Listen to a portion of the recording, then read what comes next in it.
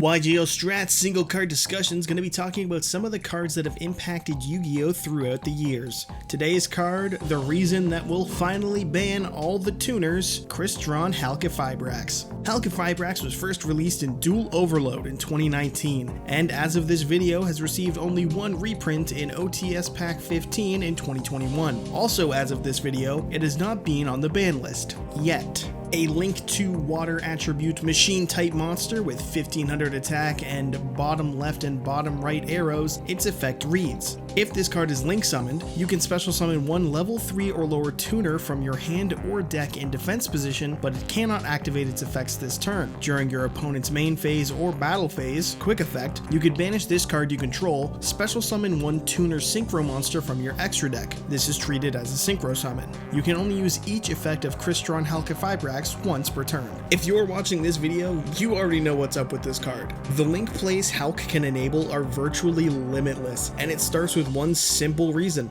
it's generic. To summon this card, you only need 2 monsters, including a tuner. It could be 2 tuners. It can be a tuner and a link monster, or an Xyz, or anything. It's just so easy to summon. Plenty before me have said it, and plenty more will after. But if this was locked into its own archetype, because yes, Crystron is an entire archetype, or even if it locked you out of link summoning, or you just couldn't use the monster summoned off its effect for link material, it would be less broken. Still amazing, just not quite so broken. Because man, that first effect is nuts. For link climbing, it's easy enough to understand. It turns any tuner and another monster into a free link 3 at the very least. To give you an example, if your opening turn was to summon out Glow Up Bulb or Jet Synchron, you could use them to link summon Link Karibo, then use their engrave effect to revive themselves by milling or discarding a card and using them and Link Karibo for Halq. Now with Halq, you could summon something like O-Lion or Steam the Cloak, both of whom have effects to summon tokens when they leave the field, and so if you link off Halq in your floater, summon any Link 3 you like, and then with the Link 3 and the token, you can make any generic Link 4 that you'd like. Access Code, Firewall, Nightmare Griffin, and hell, if you played Link Spider, you could even make something like Avramax or Gumblar, just to name a few, and that was all off of one normal summon. If you opened 1 for 1, let's just say you were built different. And that's not even getting into some of the truly crazy plays that this card could enable. While it was never doable here in the TCG, in the OCG they had Halqifibrax at the same time as Summon Sorceress, which means that going back to that same play off just one self-reviving tuner, you get to the point where you summon a Link 3 with Halq and O-Lion, or Steam the Cloak, and you summon Sorceress. Put the token in a zone she points to, and now you can summon a free machine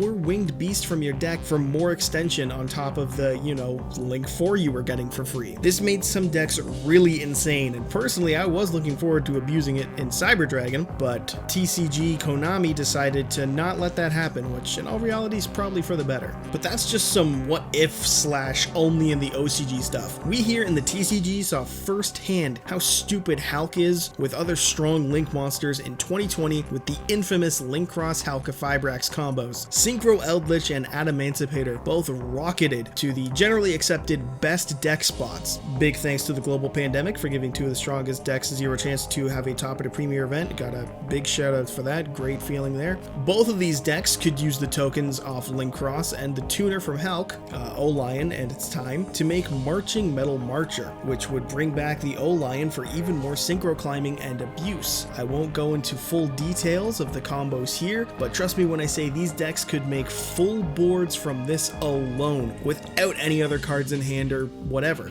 It was relentless, and in September of 2020, Link Cross rightfully got banned for it, and O-Lion, and Jet Synchron. Sorry, did I say rightfully? Yeah, there may have been another card worthy of a hit in this combo. Those aren't the only cards banned for Halq to live, however. In April of 2020, right when the new Master Rule revisions came into effect, or Master Rule 5 as you may know it, Konami banned Glow Up Bulb, Destrudo, the Lost Dragon Frisian, and Blackwing Steam the Cloak, which means there are currently 6 monsters banned so that we can have 1. And that's not to mention Halq's summoning of any tuner from level 1 to 3 makes Synchro toolboxing easy as it can be, even after the loss of those those 6 cards, it still sees play in combo decks. A little while ago, Infernoble Knight is what I remember using it the most, but just about any deck could use that combo. You make Halq, you summon Deskbot 001, and then use them for Mecha Phantom Beast Auroradon. When Auroradon summons its tokens, Deskbot 001 will activate in the grave and summon itself, and from here, I mean, world's your oyster, but if you get rid of that Deskbot and sync it off for something else, you can then activate Auroradon's effect, tribute 2 monsters to summon a Mecha Phantom Beast Coltwing from your deck, get 2 more tokens, and trigger the Deskbot in your grave again. And from there, it's off to the races. Or, right after you trigger your Deskbot, your opponent will activate their Nibiru. It's the games vary, that's kind of the fun of Yu-Gi-Oh! But all of that's just from Halq's first effect. It has another one, to tag into a Synchro Tuner on the opponent's turn. Granted, this effect isn't nearly as prominent or abused as the first one, but it's by no means bad or forgettable. Since the monster it summons counts as a Synchro summon, it will activate the effects of Formula Synchron, provided it doesn't miss timing, or Desert Locust to rip a card from the opponent's hand. Another popular play is to summon TG Wonder Magician, and use her effect to pop an opponent's back row either in the middle of their turn for disruption, or towards the end of it to get rid of back row. The most recent one I've seen is to set Artifact Scythe, usually off a Dagda during your turn, then use Halq's effect during your opponent's turn to summon Wonder Magician, pop your own Scythe with her effect, then use her effect to quick synchro into Baronne de Fleur in the same chain so that you'll have an Omni Negate and lock your opponent out of the extra deck all at the start of their turn. Yu-Gi-Oh! The possibilities with this card are, like I said, about limitless. They're just about endless. It has enabled countless Link and Synchro plays in multiple formats to date, and probably helps some rank 2 Xyz deck better than I could ever hope to realize. Overall, I think it's safe to say Halqifibrax is one of the strongest Link monsters this game has seen, if not one of the strongest cards in general. Certainly its laundry list of tuners that have died for us to get it would leave that impression. It's been a staple in countless metas and will continue to be until it inevitably finally gets placed on the ban list along with all the other insane Link monsters it helped enable. And so that's our look at single card discussions, Crystron Halqifibrax. Stay tuned for our next video and feel free to suggest some cards to review or whatever type of video that you'd like to see. Don't forget to like and subscribe to become a true duelist, and I'll see you next time on YGO Strats.